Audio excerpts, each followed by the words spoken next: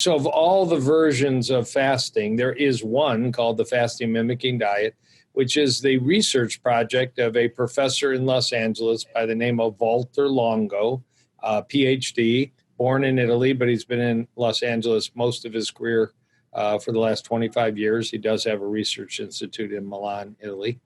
Um, and he started working on aging at a time that aging research was very unpopular and very poorly funded. And he made some breakthrough discoveries that, along with other researchers, when you reduce the amount of calories you feed a lab animal, or even you can go earlier than a lab animal, you reduce the amount of calories you feed a yeast in a petri dish, you will extend the life of almost every type of experimental animal or setup you do.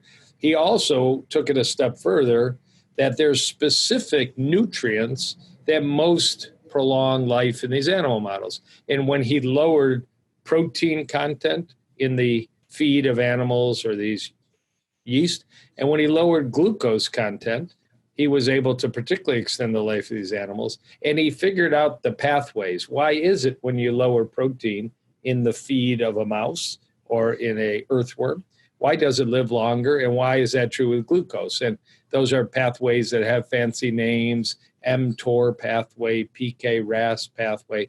But the biochemistry is amazingly well known, and he contributed to that.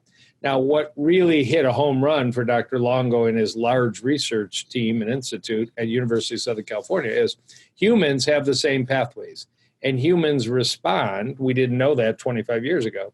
When you alter the content of what you're eating, how many calories, and what are the nutrients, we respond like earthworms and yeast. And no, we can't say we're going to live 10 times longer like a yeast will, or 4 times longer like perhaps an earthworm will.